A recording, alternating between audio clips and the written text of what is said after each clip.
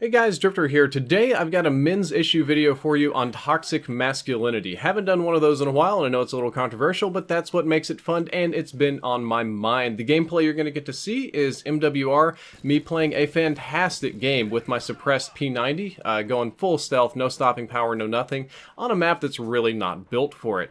But before I jump into this video about toxic masculinity, we're going deep today. I have to talk about one of the worst articles I've ever read in my entire life. And this is coming from a guy who has experience in journalism, hasn't had to read Lord only knows how many journals in college, and wades through YouTube comments. Doing basic research for this video, I decided to Google toxic masculinity to see if there's some things I could learn or have missed.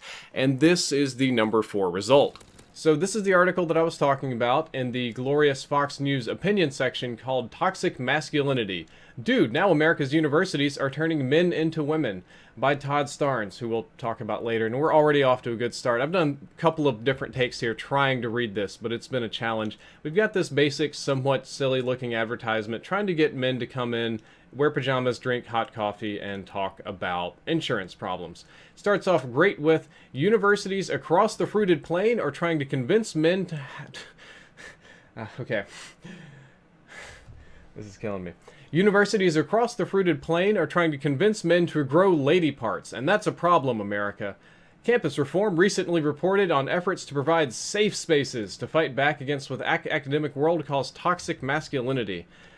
We've got a conservative newsletter thing. Here's another good one. Instead of a country full of manly men, our universities want a nation full of pajama boys. I don't know. Oh, God. Okay.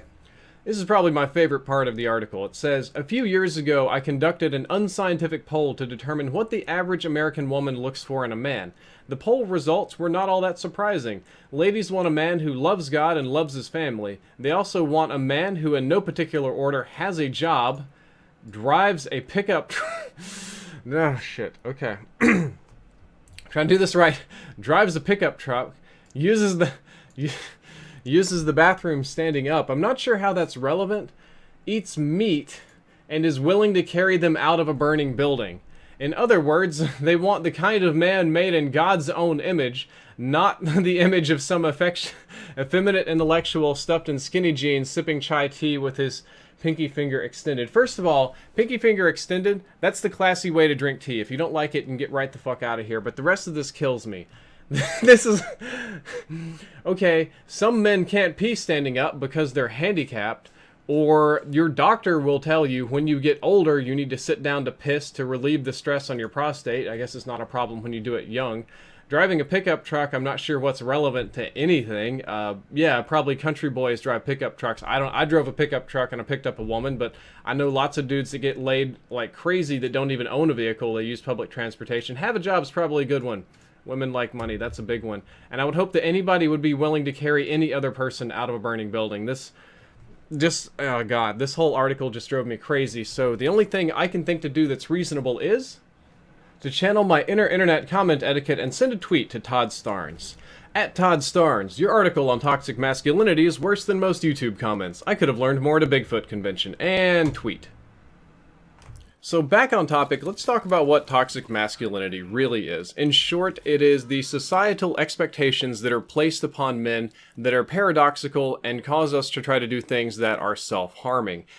Society has constructed a set of things that men absolutely should not do. Number 1, and the rest of the list more or less flows from number 1, be weak in any capacity. The sheer definition of manliness is strength, resiliency, overcoming adversity, not weakness, not submission, not giving in, none of those sort of things. And from that, we are not expected to feel any emotion that could be misconstrued as a weakness or could cause us to be temporarily weak, such as sadness, grief, fear, pain. Men are expected to fight through the pain. I can't tell you how many funerals I've been to where sons and fathers and brothers have sat there and not expressed any emotion, no tears, no sadness, None whatsoever, because they don't want to appear weak to other men. Very, very dangerous. Men are not expected or supposed to raise children, especially infants. That's very taboo.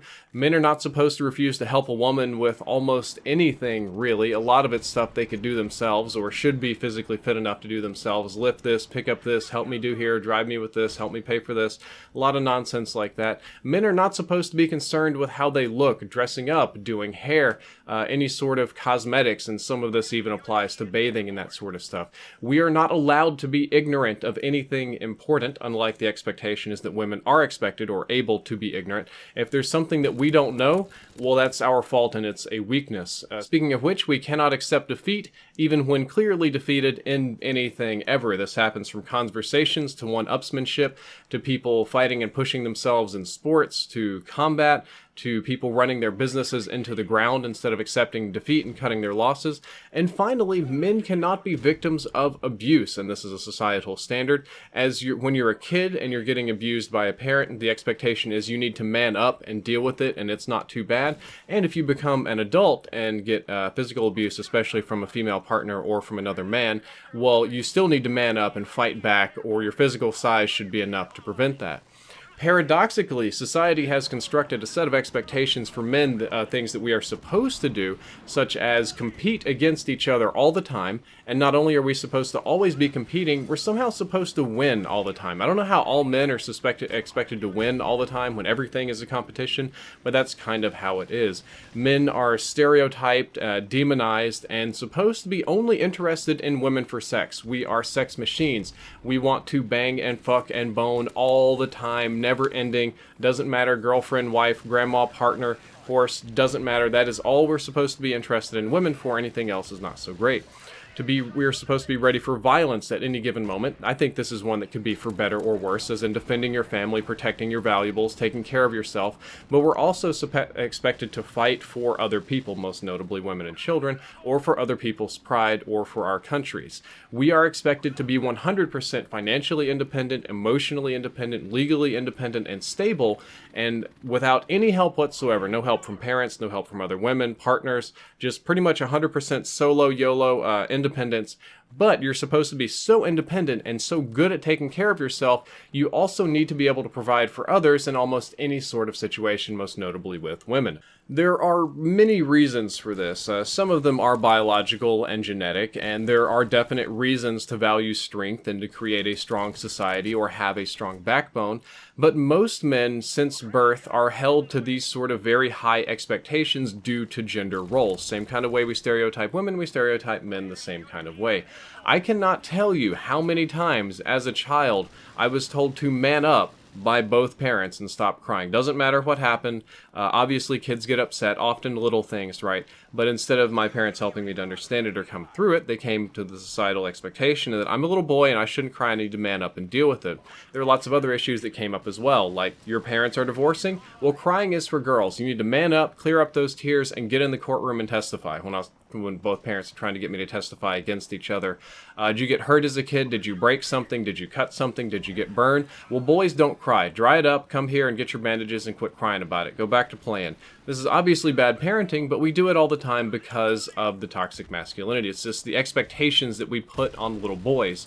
You see the same thing in high school as well. I played sports, football, contact sport, but even in non-contact sport, you see the same thing. You get injured, you hurt yourself, you break something, you sprain something, well, tough shit. You need to keep playing because real men fight through the pain. You see this other real man over here that has a sprained ankle? Well, he's out there running, still scoring and doing stuff for his team. You need to quit being a pussy and go out there and do it. Well, thanks for the lifelong injuries, coach. There were so many injuries that I could have avoided, that I could have let heal, that I could have just taken care of like a normal person, but I was encouraged to be a man and to not be a pussy and to just go back out there and do it, so now I have little aches and pains all over my body, and I think many of you could agree with this. Same kind of thing when it comes to high school relationships, and these relationship sort of things even expand into adulthood, and here the expectation is almost exclusively with other men. If you chase women all the time, if you really try to be a playboy, you try to get laid, you try to do your thing, well, that's just a typical man. That's normal. That's kind of what you're expected to do. But let's say you like a specific woman. Let's say you are out with your guy friends and you tell, I really love this woman. What do you expect to hear? Support? Kindness? No, you probably hear, fucking gay. That's kind of what I would expect to hear. I get a lot of that. A lot of other guys do. Pretty much any sort of positive emotion is associated with emasculinity or homosexuality. Or in another situation, like for me, I was not the outgoing person in high school. I was the nerd guy, right? I was not particularly attractive or well liked, and I'm totally aware of that. So I was too shy to approach women. I was well aware of the no's that I was going to get. Also had like 50 people in my class, so all the girls were taken anyway. So you don't approach women, you don't ask girls out, well then you're definitely gay. So yay, a lot of paradoxes there. And the same sort of stuff carries into adulthood. And the same thing carried into adulthood. Not necessarily for me, because I've got a pretty good relationship with my wife, but I see my friends, family members, other people that I know. The men are expected to be extra dependent. They are expected to be completely self-sufficient on their own and provide for a wife and child as needed in any situation, and to never slide backwards. No matter what adversity comes their way, the standard of living can never go down. They can't screw up. They can't lose in any sort of context, in any sort of sense. And that is very, very damaging. And a lot of men only see one part of this. A lot of us can only realize one of our issues. And I kind of like the cage analogy that Diesel Frost gave me. If you're in a cage and you put your face up really close to the bars, you see nothing but the outside world. You're just looking past the bars, and as far as you can see, everything is fine. But if you take a step or two back, you'll see a bar, or maybe two bars. And in this case, the bars are representing issues, any of the ones that I listed above. And you can say, okay, well, I can see that I've got these two bars stopping me from freedom or from whatever it is that I want. But very few people ever take multiple steps back to look at the whole situation, and that's when they can see all the bars and all of the issues together, make them realize that they're in a cage, and that's where a lot of men are. These attitudes are toxic for men, and they're harmful for us. I think society needs to change because these attitudes hurt men. It holds them up to truly impossible standards, like almost like superhero or supervillain kind of standards, which they are required to chase, often at their own detriment, either physically, financially, or emotionally. I know a lot of men don't care about the emotional detriments, but even if you don't give one flying flip about that, you can't tell me that the attitude of being a bigger manly man and constantly reproving yourself to the other manly men out there hasn't got you hurt at least a couple of times. Women should care about this as well, because it negatively affects how men treat and think of women. We're expected to do all of these things for weaker women or weaker people because they can't do it for themselves, and we are taught to despise weakness internally and externally. Weak men are weak and bad. If we are weak, we are bad. And if all women are weak, well, then we certainly can't think very much of them, and failing to do so in any of these sort of contexts or to achieve it with these weaknesses leads to an increased aggression toward women because we're both frustrated with them for not doing more, and they're not expected to do any more, and with ourselves for being weak. So it leads to a lot of domestic violence, to a lot of frustrations. I can't tell you how many people I've seen fall into this sort of trap. So at this point, you're probably thinking I've jumped ship and gone way over in the left side of the field, and I'm expecting you all to drop everything and become something a little bit more like this. Whoa, look out! Oh my God, it's on fire! Put it out! Put it out! No, that's not true. There are reasons that men value strength. There are reasons that societies or even animals value strength. That is a very important thing. I do not want a weak society. I understand the value of combat sports and many of the things I'm talking about. But what I'm asking instead is that men keep in mind that it's okay sometimes, I'm not even going to ask you all the time, to cooperate instead of compete. Sometimes you win more cooperating instead of competing. It's okay to feel sad or afraid when you've lost a loved one or when something terrible is happening that's out of your control. That's a normal thing to do. It's okay to love people. If you're a man, it's okay to love somebody. It can even be another man, and I don't mean in that context. I just mean that it's okay to love your fellow man as a human being.